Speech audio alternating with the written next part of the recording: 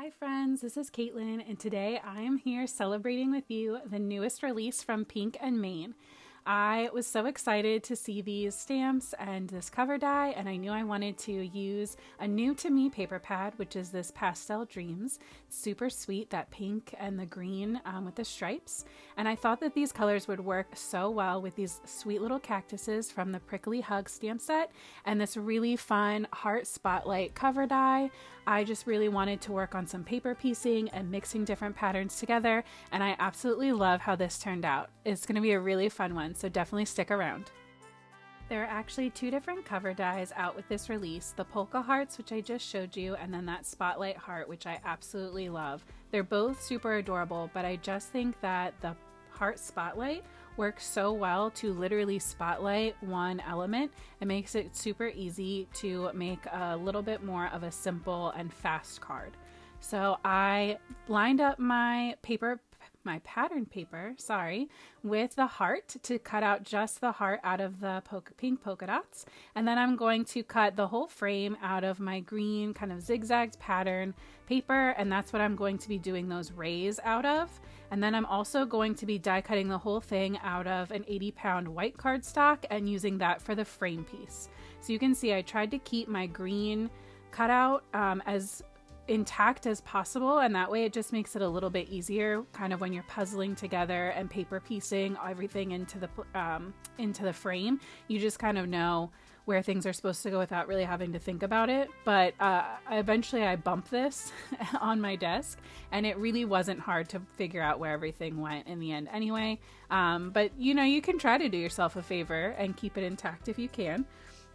So I'm laying down my frame first directly onto my card base, which is a regular A2 sized card panel, which is 5.5 by 4.25. And I just laid that down with a little bit of liquid glue so that I could make sure that everything was lined up nicely and have a little bit of time to wiggle it around. I also inserted the white heart from when I did die cut out that frame. And then I put my pink heart on top of that just for the tiniest little hint of dimension. I didn't want to overdo it because I knew my sentiment and my little elements might overlap a little bit. But I just couldn't resist adding in a little since I had already cut out that paper anyway. So my green heart, though, I am saving for something else in the future.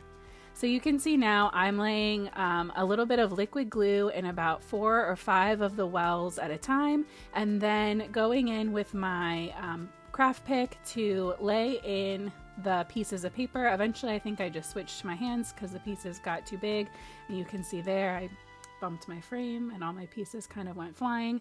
But you see I recovered pretty quickly, so I didn't want to lay down too much glue and risk anything kind of drying out, so I found working with about 4 pieces at a time worked out well. You can see these kind of just drop right into place. There's not a ton of work or questioning that needs to go into that, and I just love that you could mix any kind of pattern papers that you want. You could also do this all in one pattern, but just kind of change up the layers underneath, so you would get more of a monochromatic but dimensional effect. I think the options with this are just really endless, and I love how it turned out and how quickly you can get a really impactful background. So I will be saving the frame and that heart from this green set to use on another card in the future. But now we're going to get ready to switch over to our little Sweet Prickly Hugs cactus set. I did go in with a little bit of an adhesive eraser just to make sure nothing was extra shiny or sticking. And then I did stamp out my Hugs sentiment and one of those cactuses. I changed my mind from the one I originally thought I was going to use. I just think that this one fits the shapes I'm kind of creating on my card a little bit better. But obviously you could use all of them or whichever one speaks to you. There's so many cute images in this set, you really can't go wrong. When I picked out my pattern paper, I didn't really take into account that I don't have Copic markers that exactly match this paper.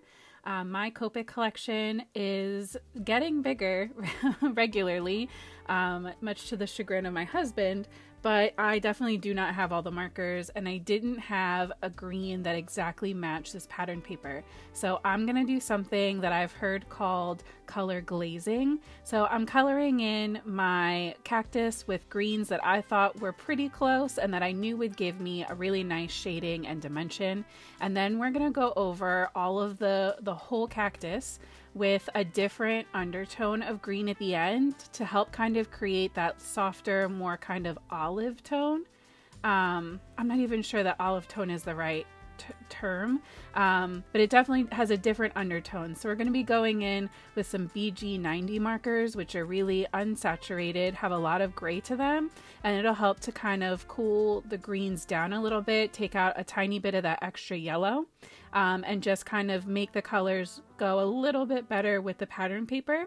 But even then, they don't match exactly, and I really don't think that it takes away from the look once everything's done. I think it still absolutely looks adorable, especially because I knew I had pinks that would 100% match the pink polka dot. So I went in and shaded my cactus and my hugs sentiment in the same colors, kind of following the same shading pattern, keeping all of my darker colors over towards the left and the bottom for my sentiment, and more than just the top and the bottom for my cactus. I also added some shading down his kind of like ribbing through him, just to give him a little bit of dimension and kind of that bubbly, rounder feel. These were so much fun to color. I definitely think you could play with different kinds of tones depending on the paper that you're using. And now you can see here I'm going in with that BG93 to really play up that kind of gray pastel green. Like, I don't know how else to describe it, but you can definitely see the difference between the sentiment and the cactus with that layer on. And I think it just kind of helped to cool everything down and really tie it in with that paper. So if you feel like you don't have enough markers in your collection to kind of give you the shading or the colors that you're looking for, definitely think outside the box and think if there's any other colors you can layer over to kind of change the mood or the overall tone of what you're coloring. I thought this was a really fun way to kind of stretch my collection. Now I'm going in with my R80 markers, which I think are the perfect undertone to match this pink and white polka dot pattern. It definitely has that really pretty soft rosy feel to it. So I used the R85, 83, and 81, and I'm placing my shadows down again towards the left bottom a little bit heavier and keeping my highlights through the center and a little bit more to the right, also coloring in his sweet little cheeks. Then I took out my warm gray markers to color in his little planter pot. I wanted to keep the tones on this really soft and neutral, but I also wanted to make sure that there was enough dimension on this that it made sense with all of the shading that I had already done for the cactus and the heart. I didn't want it to be too plain and then kind of stick out like it was forgotten. So I'm creating my shading on either side of this cylinder shape, and I think that leaving that center highlight as well as the little bit of an edge right up against the artist drawn lines really helps to sell that curved shape. And I just absolutely love how this looks. So I went over everything with that lightest marker a few times just to make sure there was a nice blend. And then I added a few little details with my white gel pen just to kind of step it up and add another extra layer of interest to it. You can see here, I had some issues with my white gel pen kind of creating a little bit of a streaky feel. The trick with that I found is to just be patient and let it dry for a second. Once the ink's dried down a little bit, you can go over it with a second layer and it'll stop kind of creating that scratchy feel. While I'm getting ready to die cut my pieces out, I just wanted to let you know that there will be a full list with links in the description below for you for all of the supplies that I used today, as well as the Copic shades that I used to color in my images. I also wanted to be really transparent with you and let you know that a lot of these items that I'm using today I was gifted because I'm part of the Pink and Main design team. Some of the other items I did purchase on my own. But I promise you that every single thing that I use today is something that I truly love and recommend. These images and this whole card layout just make me smile so much. So I'm taking my liquid glue and adhering down my images.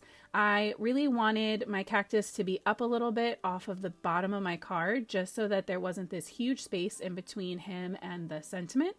So because I knew I was going to have that gap to fill, I brought out my essential pearls, also from Pink and Main, and I am piecing through the assorted colors to find the pink and the green pearls that match this pattern paper, which I just absolutely love that they exist, that they match this, and that it was in that essentials pack with, you know, the the whites and the silvers and the blacks and the colors that you're going to use all the time. So I also love the range of sizes on these pearls. I love having a small, medium, and large, and I really love that their large isn't super large, so it gives good dimension, but it's not like this huge plastic bubble sitting on the top of your card. So I added 3 to each corner, kind of alternating the colors that I was using, and I think that this really helps to seal the deal and connect the one corner to the other in that diagonal direction. So now you can see that my white ink has dried, and I'm going back over my highlight to reinforce it with that gel pen, and now there are no streaks left.